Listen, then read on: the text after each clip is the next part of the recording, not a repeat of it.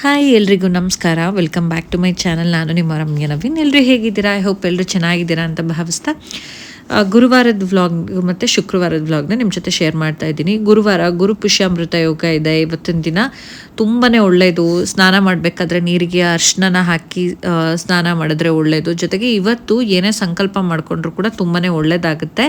ಅದರ ಜೊತೆಗೆ ಏನಾದರೂ ಮನೆಗೆ ಚಿನ್ನ ಅಥವಾ ಬೆಳ್ಳಿ ಅಥವಾ ಯಾವುದಾದ್ರೂ ಮೇಲೆ ಹೂಡಿಕೆ ಮಾಡೋದಿದ್ರೂ ಇರ್ಬೋದು, ಮಾಡಿದ್ರೆ ತುಂಬಾ ಒಳ್ಳೆಯದು ಅಂತ ಅಂದ್ಬಿಟ್ಟು ಸುಮಾರು ಜನದ ಬಾಯಲ್ಲಿ ಕೇಳ್ಪಟ್ಟೆ.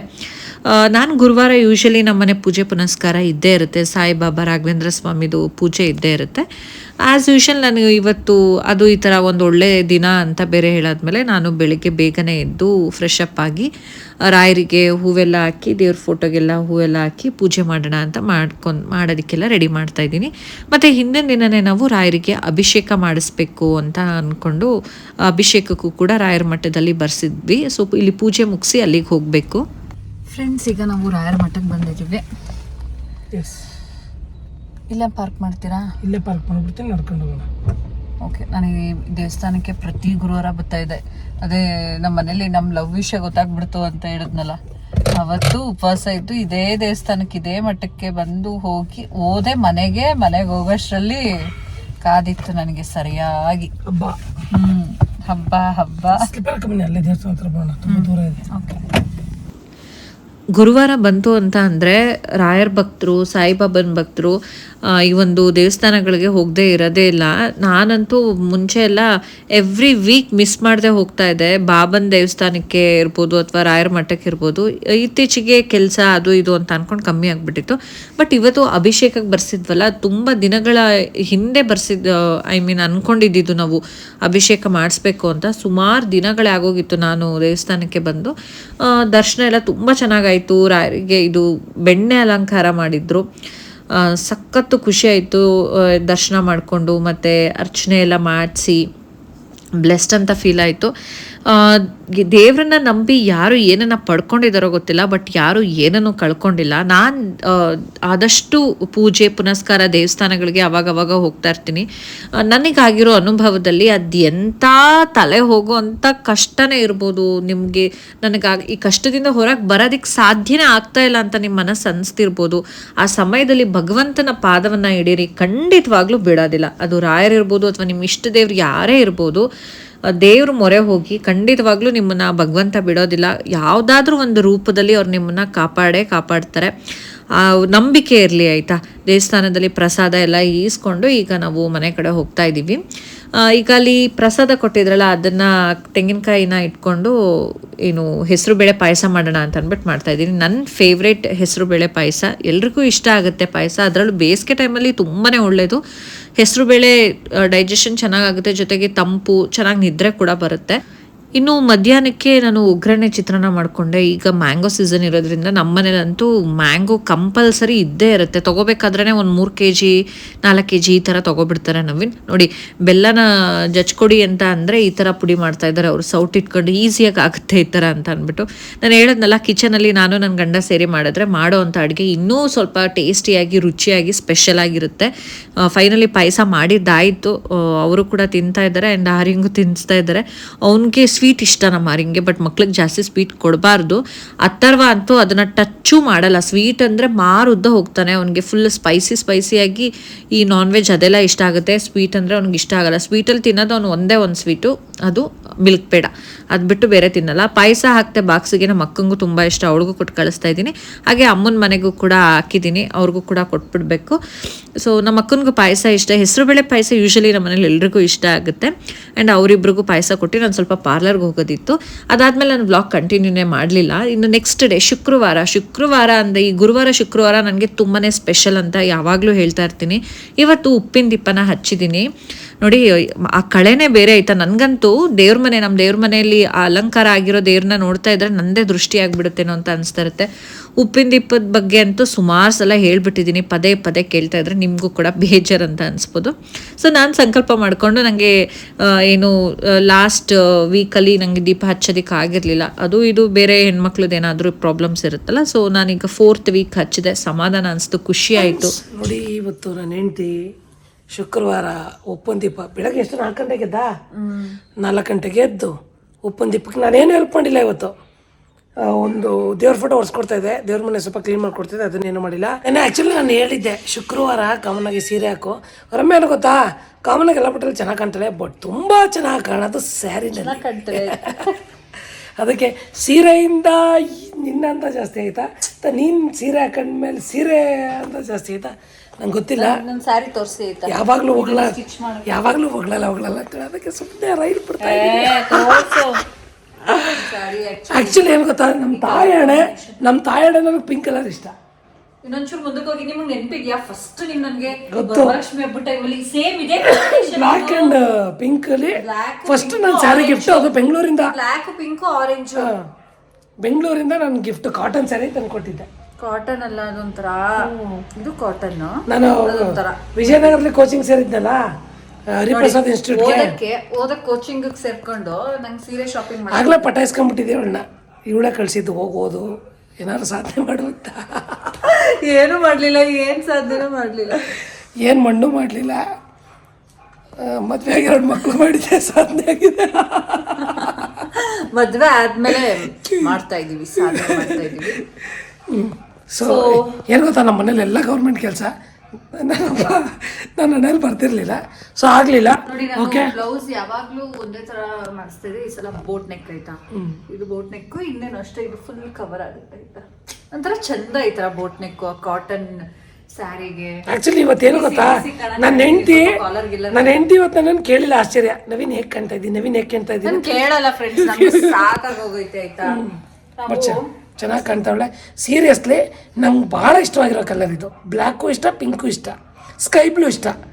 ಈ 3 ಕಲರ್ ನಂಗೆ ಭಾಳ ಇಷ್ಟ. ಅದರಲ್ಲಿ ಹೆಣ್ಮಕ್ಳು ಈ ಕಲರ್ ಡ್ರೆಸ್ನ ಬೇರೆ ಮಾಡಿದಾಗ ತುಂಬ ಇಷ್ಟ ಆಗ್ತದೆ. ಅದ್ರಲ್ಲಿ ನಾನು ಹೆಂಡತಿ ಆಗ್ತದೆ, ತುಂಬ ಚೆನ್ನಾಗಿ ಕಾಣ್ತಾರೆ ಹೆಣ್ಮಕ್ಳು ಅಂತ ಅಲ್ಲ, ಯಾರೇ ಹೆಣ್ಮಕ್ಳು ಹಾಕೊಂಡ್ರೆ ಕಲರ್ ಚೆನ್ನಾಗಿ ಕಾಣ್ತಾರೆ. ಒಂದು ಚೆನ್ನಾಗಿ ತಿರುಗಿ ನೋಡ್ತೀನಿ, ಇಲ್ಲ ಅಂತಲ್ಲ. ಅಲ್ಲೇ ಇವು ನಿಜ ಹೇಳಿದ್ದು, ಚೆನ್ನಾಗಿ ಅಂದರೆ ಈ ಕಲರ್ ನನ್ನ ಹೆಂಡತಿಗೆ ಹಾಕ್ಸಿದ್ರೆ ಚೆನ್ನಾಗಿ ಕಾಣ್ಬೋದಲ್ವಾ ಅಂತ ಬೇರೆ ಹುಡುಗಿರು ಸುಳ್ಳು ತಾನೆ ಅಲ್ಲ, ಬೇರೆ ಹುಡುಗಿರ್ನ ನೋಡ್ಬಿಟ್ಟು ಅದ್ ಹಾಕೊಂಡ್ರೆ ಚೆನ್ನಾಗಿ ಕಾಣ್ಬೋದಲ್ವಾ ಅಂತ. ನಾನು ಅಲ್ಲ, ಪಕ್ಕದಲ್ಲಿ ಅವ್ನು ಎಂತ ಹ್ಯಾಂಡ್ಸಮ್ ಆಗಿರೋ ಹುಡುಗ ಹೋಗ್ತಾ ಇದ್ರು, ನಾನು ಕತ್ತೆತ್ತು ನೋಡಲ್ಲ. ಅದಕ್ಕೆ ಇವಳು ನನ್ಗೇನು ಕೊಡ್ಸಲ್ಲ, ಇಂಥದ್ದು ಹಾಕು ಅಂತ ಹೇಳಲ್ಲ ನಾನು. ಅದಕ್ಕೆ ಬೇರೆ ಹೆಣ್ಮಕ್ಳನ್ನೆಲ್ಲ ನೋಡಿ, ಅಂದರೆ ಅವ್ರು ಹಾಕಿರೋ ಕಾಸ್ಟ್ಯೂಮ್ಸು ಅಥವಾ ಕಲರ್ನ ನೋಡಿ ಅವ್ರು ನೋಡಲ್ಲ. ಬರೋದು ಸೀರಿಯಸ್ಲಿ, ಅವ್ರು ಹಾಕಿರೋ ಬಟ್ಟೆನ ನೋಡಿ ಅದೇ ಥರದ ನನ್ನ ಹೆಂಡತಿಗೆ ಕೊಡಿಸ್ಬೇಕು ಅಂತ ನೋಡೋದಿಲ್ಲ ಫ್ರೆಂಡ್ಸ್. ಇವ್ನ ಕಣ್ಣು ಈ ಪಕ್ಕದಲ್ಲಿ ಯಾರು ಹೋಯ್ತಾ ಇರ್ತಾರೆ. ನಾನು ಹೆಂಗೇನೋ, ನಾನು ಏನೇ ಡ್ರೈವ್ ಮಾಡ್ತಾ ಇರ್ಲಿ, ಕಾರೇ ಆಗಿರ್ಲಿ, ಬೈಕ್ ಆಗಿರ್ಲಿ, ಕೇಳಿಸ್ಕೊಳ್ಳಿ, ಅಲ್ಲಿ ನನ್ನ ಕಣ್ಣು ತಿರ್ಗಿ ನೋಡಲ್ಲ. ನನ್ನ ಮುಂದೆ ನಂದೇನಿದೆ ಅದ್ ನಾನು ನೋಡ್ಕೊಂಡು ಹೋಗ್ತಾ ಇರ್ತೀನಿ. ಇವ್ರ ಪಕ್ಕದಲ್ಲಿ ಯಾರಾದ್ರೂ ಹುಡುಗಿ ಗಾಡಿ ಓಡಿಸ್ಕೊಂಡು ಕಾರ್ ಓಡಿಸ್ಕೊಂಡು ಗಂಡ ಆ ಕಡೆ ತಿರ್ಗಿ ನಾನು ಪಕ್ಕದಲ್ಲಿ ಕೂತಿರ್ತೀನಿ ಆಯ್ತಾ, ನಾನು ಪಕ್ಕದಲ್ಲಿ ಕೂತಿರ್ತೀನಿ ಅಥವಾ ಗಾಡಿಲಿ ಹಿಂದೆ ಕೂತಿರ್ತೀನಿ, ನಾನು ನೋಡ್ತಾ ಇರ್ತೀನಿ, ತಿರುಗ್ತಾನ ಅಂತ. ಒಂದು ಸಲ ಹಿಂಗ್ ತಿರ್ಗ ನೋಡ್ಲಿಲ್ಲ ಅಂದ್ರೆ ಗಂಡಸ್ರ ಜಾಯಮಾನಕ್ಕೆ ಅದೇನೋ ಇದಂತಾರಲ್ಲ, ಹಂಗೆ ನೋಡ್ಲೇಬೇಕು. ಮೆನ್ ವಿಲ್ ಬಿ ಮೆನ್ ಅಂತ. ಏನು ಗೊತ್ತಾ, ಆಕ್ಚುಲಿ ಗಂಡು ಮಕ್ಳು ನಾನು ಒಬ್ಬನೇ ಅಲ್ಲ, ಎಲ್ಲರೂ ಕಾಮನಾಗಿ ನೋಡ್ತಾರೆ. ಕುತ್ಕೊಳ್ಳಿ, ನೋಡ್ತಾರೆ. ಇಂಪೀರಿಯಲ್ ಬ್ಲೂ ಅನ್ನೋ ಡ್ರಿಂಕ್ಸ್ ಅಡ್ವರ್ಟೈಸ್ ಬರುತ್ತೆ, ಅದರಲ್ಲಿ ಮೆನ್ ವಿಲ್ ಬಿ ಮೆನ್ ಅಂತ ಹಂಗೆ. ಓಕೆ, ಸೊ ನಾನು ನಿಜವಾಗ್ಲೂ ನಾನು ನೋಡೋದು ಪ್ರಾಮಿಸ್ ನನ್ನ ಹೆಂಡತಿಗೆ, ಅದು ಹಾಕ್ಸರೆ ಕಾಣುತ್ತೆ ಅಂತ ಅಷ್ಟೇ. ಎಷ್ಟು ರೀಲ್ ಬಿಡ್ತೀಯ ನೀನು, ನನ್ನ ಹೆಂಡತಿಗೆ ಹಾಕ್ಸಿದ್ರೆ ಚೆನ್ನಾಗಿರುತ್ತೆ ಅಂತ. ಓಕೆನಾ? ಸೊ ಈಗ ನನ್ನ ಬರ್ಡೇನ ಈ ವರ್ಷ ಸ್ವಲ್ಪ ಸ್ಪೆಷಲ್ ಆಗಿ, ಅದಕ್ಕೆ ಕರ್ನಾಟಕನ ಬುಟ್ಟಿ ಕರ್ಕೊಯ್ತಾ ಇದ್ದೀನಿ. ಬರ್ಡೇಗೆ ಫಾರಿನ್ ಕರ್ಕೊಯ್ತಾ ಇದ್ದೀನಿ ಈ ಸಲ. ನೋಡಿ ಫ್ರೆಂಡ್ಸ್, ಗೊತ್ತಾಗುತ್ತೆ ಎಲ್ಲಿ ಕರ್ಕೊಂಡು ಹೋಗ್ತವ್ರೆ ಅವರು. ಬಟ್ ನಾವು ಹೊರಗಡೆ ಎಲ್ಲ ಸುಳ್ಳು ಫ್ರೆಂಡ್, ಎಲ್ಲ ಉಫಿ ಎಲ್ಲೂ ಇಲ್ಲ. ಬರ್ಡೇ ದಿನ ವಯಸ್ಸಾಯ್ತಾರದಕ್ಕೆ ಯಾರು ಬರ್ಡೇ ಮಾಡ್ಕೋತಾರ, ವಯಸ್ಸಾಯ್ತಾರದಕ್ಕೆ ಯಾರು ಬರ್ಡೇ ಮಾಡ್ಕೋತಾರ. ಚಿನ್ನ ಹೇಳು, ನೀನೇ ಹೇಳು. ವಯಸ್ಸಾಯ್ತೈತೆ, ಬೇಡ ಬಿಡಿ, ನಾನು ಎಲ್ಲೂ ಕೇಳಿಲ್ಲ, ನಾನು ಎಲ್ಗೂ ಕೇಳಿಲ್ಲ. ಆಮೇಲೆ ಹೇಳ್ತೀನಿ. ಕರ್ಕೊಯ್ತಾ ಇದ್ದೀನಿ. ನಾವಿಬ್ಬರ ಜೊತೆಗೆ ಇನ್ನಿಬ್ಬರನ್ನು ಕರ್ಕೊ ಹೋಗ್ತಾ ಇದ್ದೀವಿ. ಸೊ ಇಬ್ಬರೇ ಹೋದ್ರೆ ಮಜಾ ಇರಲ್ಲ, ಜಾಸ್ತಿ ಜನ ಇದ್ದಷ್ಟು ಚೆನ್ನಾಗಿರುತ್ತೆ ಅಂತ ಜಾಸ್ತಿ ಜನ ಹೋಗ್ತಾ ಇದ್ದೀವಿ. ಜಾಸ್ತಿ ಜನ ಏನು ಹೋಗ್ತಾ ಇಲ್ಲ, ನಾವು 4 ಜನ ಹೋಗ್ತಾ ಇದೀವಿ. ಹೌದು, ಲಾಸ್ಟ್ ನಮ್ದು ಟ್ರಿಪ್ಪು ಫ್ಲಾಪ್ ಆಯ್ತಲ್ಲ, ಅದನ್ನ ನಾವು ಮತ್ತೆ ರಿಕ್ರಿಯೇಷನ್ ಮಾಡಿದ್ವಿ. ಸೊ ನಾವು ಆ್ಯಕ್ಚುಲಿ ನನ್ನ ಗಂಡ ನನ್ನ ಬರ್ಡೇಗೆ ವಯನಾಡು ಕರ್ಕೊಂಡು ಹೋಗ್ಬೇಕು ಅಂತ ಪ್ಲ್ಯಾನ್ ಮಾಡಿದ್ದಾರೆ.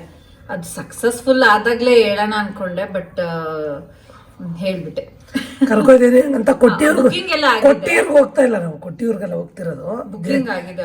ದೇವ್ರ ದರ್ಶನಕ್ಕೆಲ್ಲ ಹೋಗ್ತಾ ಇರೋದು ನಾವು ರೆಸಾರ್ಟ್ಗೆ ಹೋಗ್ತಾ ಇರೋದು. ಕೆಲವರು ಆ ಕಡೆ ಎಲ್ಲ ಕೇರಳ ಈಗೆಲ್ಲ ಟ್ರೆಂಡ್ ಇದೆಯಲ್ಲ ಎಲ್ಲ ಹೋಗ್ತಾವ್ರಲ್ಲ. ಕೊಟ್ಟೂರ್ಗೆ ಹೋಗ್ತಿಲ್ಲ, ಕೊಟ್ಟಿಯೂರು ಕೊಟ್ಟಿಯೂರು. ಕೊಟ್ಟೂರಲ್ಲ ಕೊಟ್ಟಿಯೂರು ಸೊ ಕೊಟ್ಟಿಯೂರ್ಗೆ ಹೋಗ್ತಾ ಇಲ್ಲ. ಸೊ ಯಾಕೆಂದರೆ ಅಲ್ಲಿ ಸ್ವಲ್ಪ ಬೆಳವಣಿಗೆಗಳು ನೋಡಿದ್ವಲ್ಲ, ಫುಲ್ ರಶ್ಶು ಅಷ್ಟು ಆ ಥರ ಎಲ್ಲ ನಾವು ನೋಡ್ಬಿಟ್ಟು ರಮ್ಯ ಹೋಗೋ ಆಸೆ ಇದ್ರೂ ಅಯ್ಯಪ್ಪ ಇಷ್ಟೊಂದು ರಶ್ ಇದ್ರೆ ಬೇಡ ಅನ್ನೋ ಥರ ಆಗ್ಬಿಡ್ತು. ನಮ್ಗೆ ಹಂಗೆಲ್ಲ ತುಂಬಾ ಜನಜಂಗುಳಿ ಇದ್ರೆ ನಂಗೆ ಇಲ್ಲಿಂದಲೇ ಶಿವ ಕಾಪಾಡಪ್ಪ ಅಂತ ಕೈ ಮುಗಿದ್ಬೇಡ ಅಂತ.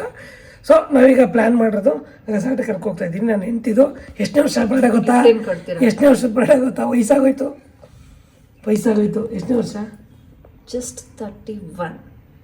31. ನನಗೆ 30 ಅಂತ ಇನ್ನೂ ಒಂದು ವರ್ಷ ಕಮ್ಮಿ ಹೇಳ್ಬಿಡ್ತಾ ಇದ್ನಲ್ಲಿ. 31 ವರ್ಷ ಅಷ್ಟೇ. 31. ನನಗೂ ನೋಡಿ ವಯಸ್ಸಾಗೋಯ್ತು. ಸೊ ನನಗೂ ವಯಸ್ಸಾಗೋಯ್ತು ಫ್ರೆಂಡ್ಸ್. ಇವ್ರಿಗೆ 31, ಇವ್ರಿಗಿಂತ 6 ವರ್ಷ ದೊಡ್ಡವನು ನಾನು. 30 ಹೇಳು. ನೆಕ್ಸ್ಟ್ ಆಗಸ್ಟ್ ಬಂದ್ರೆ 37 ಕಂಪ್ಲೀಟ್ ಆಗಿ 38. 36 ಕಂಪ್ಲೀಟ್ ಆಗಿ 37. ಆಯ್ತು ಬಿಡು, ಒಂದು ವರ್ಷ ತಾನೆ. 37. ಹೊಟ್ಟೆ ಮಾತ್ರ ದಪ್ಪ ಐತೈತೆ. ನಾವು ಏನು ಜಿಮ್ಗೆ ಆ್ಯಕ್ಚುಲಿ ಎಂಕ್ವೈರಿ ಮಾಡಿದ್ದೀವಿ, ಇನ್ನೂ ಹೋಗೋದಕ್ಕೆ ಶುರು ಮಾಡಿಲ್ಲ. ಆಯಿತಾ, ಒಂದೆರಡು ಡೆಮೋ ಕ್ಲಾಸ್ ತೊಗೊಂಡು ಬಂದಿದ್ದಾರೆ. ಸೊ ಏನು ಗೊತ್ತಾ, ಒಂದು ನಿಮಿಷ ನಾನು ಹೇಳ್ಬಿಡ್ತೀನಿ ಸುಮ್ಮನೆ. 22ಗೆ ನನ್ನ ಹೆಂಡ್ತಿದ್ದು ಬರ್ಡೇ. ಸೊ ಕೇರಳ ಪ್ಲ್ಯಾನ್ ಆಗಿದೆ. 27th ನಮ್ಮಿಬ್ಬರದ್ದು anniversary. ಅವತ್ತೊಂದು 7 ವರ್ಷ ಮದುವೆ ಆಗಿ 7 ವರ್ಷ ಆಯಿತು. ಇವ್ರ ಜೊತೆ ಹೇಗೆ 7 ವರ್ಷ ವಯಸ್ಸೇ ಆಗೋಯ್ತು ನನಗೆ. ಆಯಿತಾ, 7 ವರ್ಷದ ಆ್ಯನಿವರ್ಸರಿ ಇದೆ. ಅದನ್ನು ನಾವು ಮುಗಿಸ್ಕೊಂಡು ಒಳ್ಳೆ ಅವತ್ತು ಫುಲ್ಲು ಪಾರ್ಟಿ. ಆ್ಯನಿವರ್ಸರಿಗೆ ಏನು ಪಾರ್ಟಿ? ಫುಲ್ ಪಾರ್ಟಿ 27ಕ್ಕೆ ಫುಲ್ಲು ನಾನ್ ವೆಜ್ ಪಾರ್ಟಿ. ಆಯಿತಾ, 27ಕ್ಕೆ ನಾನ್ ವೆಜ್ ಚೆನ್ನಾಗಿ ತಿನ್ಬಿಡೋದು. ನೆಕ್ಸ್ಟ್ ಯಾಕೆ ಆಮೇಲೆ ಕರ್ಗಿಸ್ಬೇಕಲ್ಲ, ಡಯಟ್ ಅವರೇನೋ ಇನ್ಸ್ಟ್ರಕ್ಷನ್ ಎಲ್ಲ ಕೊಡ್ತಾರಂತೆ, ಫುಡ್ ಡಯಟು ಮತ್ತು ಎಕ್ಸಸೈಸ್ ಎಲ್ಲ. ಅದಕ್ಕೆ ಚೆನ್ನಾಗಿ ಬ್ಯಾಟಿಂಗ್ ಮಾಡಿಬಿಟ್ಟು ಏನಪ್ಪ ನಿಂದು ಕಿರಿಕಿರಿ ಹೊರ್ಕೊಳಕ್ಕೆ ಐತಲ್ಲ, ನನ್ನ ಕೂದಲು ಬಿಟ್ಟರೆ ಹೊರ್ಕೊ ಈಗ. ಚೆನ್ನಾಗಿ ಬ್ಯಾಟಿಂಗ್ ಮಾಡಿಬಿಟ್ಟು ಅವತ್ತು 28ನೇ ತಾರೀಕು 29, 30 3 ದಿನ. ಈ ತಿಂಗಳಲ್ಲಿ 31 ದಿನ ಇದೆಯಾ? ಇಲ್ಲ 30 ದಿನ. 3 ದಿನ ಡೆಮೋ ಕ್ಲಾಸ್ ತಗೊಂಡು 1ನೇ ತಾರೀಕಿಂದ ಅಡ್ಮಿಷನ್. ಫುಲ್ಲು ಹೊಟ್ಟೆ ಹಿಂಗೈತಲ್ಲ. 3 ಮಂತ್ಸ್ ಚಾಲೆಂಜ್ ತೊಗೊಂಡಿದ್ದೀನಿ. ಈಗ ಒಂದು 7 ತಿಂಗಳು ಥರ ಐತೆ. 7 ತಿಂಗಳು ಪ್ರೆಗ್ನೆಂಟ್ ಥರ ಇದೆ ನನ್ನ ಹೊಟ್ಟೆ. ಫೋಟೋಶೂಟ್ ಮಾಡ್ಬೋದು ಹಿಂಗೆ. ಯಪ್ಪ ಅಯ್ಯೋ ದೇವ್ರೆ, ಸೀರಿಯಸ್ಲಿ ಎಷ್ಟು ಚೆನ್ನಾಗಿದೆ. ನಾನು ಬಿರಿಯಾನಿ ಮಾಡಿ ತಿಂದು ದೇವರಾಣೆ ನಾನ್ ವೆಜ್ ತಿಂದರೆ ದಪ್ಪ ಆಯ್ತಾರೆ. ನನ್ನ ಕೈ ಕಾಲೆಲ್ಲ ಸಣ್ಣ, ಹೊಟ್ಟೆ ದಪ್ಪ ಆಗ್ಬಿಟ್ಟೈತೆ. ಕರಗಿಸ್ತೀನಿ, ಬಿಡಲ್ಲ. ಅದು ಫ್ರೆಂಡ್ಸ್, ನಾನು ಬನ್ನಿ ಜಿಮ್ಗೆ ಹೋಗೋಣ, ನೀವು ಬನ್ನಿ ಅಂತ ಹೇಳಿ ಕರ್ಕೊಂಡು ಹೋಗ್ತಾ ಇರೋದು. ಅವ್ರಿಗೇನು ಬರಬೇಕು ಅನ್ನೋದೆಲ್ಲ ಏನು ಇರಲಿಲ್ಲ. ಹೊಟ್ಟೆ ಚೆನ್ನಾಗಿ ಸಾಕಬೇಕಣಪ್ಪ. ಹೊಟ್ಟೆ ಚೆನ್ನಾಗಿರಬೇಕು. ಹೊಟ್ಟೆ ಚೆನ್ನಾಗಿದ್ದಷ್ಟು. ಓಕೆ ಫ್ರೆಂಡ್ಸ್, ನಾವು ಪೂಜೆ ಎಲ್ಲ ಮುಗಿಸಿ ಹೊರಗೆ ಹೋಗೋದು ಕೆಲಸ ಇತ್ತು. ಸ್ವಲ್ಪ ಕೆಲಸ ಮುಗಿಸ್ಕೊಂಡು ಬಂದೆ. ಈಗ ಊಟ ಮಾಡಬೇಕು, ಸ್ವಲ್ಪ ರೆಸ್ಟ್ ಮಾಡಬೇಕು. ಬೆಳಗ್ಗೆನೇ ನಾನು ಹೆಂಡ್ತಿ ನುಗ್ಗೆಕಾಯಿ ಸಾಂಬಾರು ಬೇರೆ ಮಾಡಿದ್ದಾಳೆ. ಬೆಳಗ್ಗೆನೆ ತಿಂಡಿ. ಇವತ್ತು ಬ್ರೇಕ್ಫಾಸ್ಟ್ ಬಂದು ಇವರು, ನಾನು ಪೂಜೆ ಮಾಡ್ತಾ ಇದ್ನಲ್ಲ, ಇವರು ಟೊಮ್ಯಾಟೊ ಬಾತ್ ಮಾಡಿದ್ರು. ನಾನು ಪೂಜೆ ಎಲ್ಲ ಮುಗಿಸ್ಬಂದು ನುಗ್ಗೆಕಾಯಿ, ಆಲೂಗೆಡ್ಡೆ, ಬೇಳೆ ಹಾಕಿ ಸಾಂಬಾರು ಮಾಡಿಟ್ಟಿದ್ದೀನಿ. ಈಗ ಜಸ್ಟ್ ರೈಸ್ ಮಾಡ್ಕೊಳ್ಳೋದಷ್ಟೇ. ಈಗ ಊಟ ಮುಗಿಸ್ಬಿಟ್ಟು ಒಂದು ಅರ್ಧ ಗಂಟೆ ರೆಸ್ಟ್ ಮಾಡಿದ್ರೆ. ಆ್ಯಕ್ಚುಲಿ ನಾನು ಲೀವ್ ಹಾಕಿದ್ದೀನಿ. ಈಗ ರೆಸ್ಟ್ ಮಾಡಿಬಿಟ್ಟು ಇನ್ನೇನು ಬಂದೇ ಬಿಡ್ತಾನೆ. ಆರ್ಯನ ಅಮ್ಮನ ಹತ್ರ ಬಿಟ್ಟು ಹೋಗಿದ್ವಿ, ಹೊರಗೆ ಹೋಗ್ಬೇಕಿತ್ತು ಅಂತ. ಅವನು ಕರ್ಕೊಂಬರ್ಬೇಕು. ರೆಸ್ಟ್ ಮಾಡ್ಬಿಟ್ಟು ಕರ್ಕೊಂಬರ್ತೀನಿ. ಆಮೇಲೆ ಅಥರ್ವನೂ ಅಷ್ಟೇ ಬಂದ್ಬಿಡ್ತಾನೆ ಸ್ಕೂಲಿಂದ. ಅವ್ರಿಗೆ ಸ್ವಲ್ಪ ಕೆಲಸ ಇದೆ, ಏನೋ ಫೀಡ್ಬ್ಯಾಕ್ ಕಳಿಸ್ಬೇಕು ಅಂತಿದ್ರಲ್ಲ, ಕಳಿಸ್ಬೇಕು. ಸೊ ಫ್ರೆಂಡ್ಸ್, ಮತ್ತೆ ನೆಕ್ಸ್ಟ್ ಬ್ಲಾಗಲ್ಲಿ ಸಿಗ್ತೀನಿ. Thank you.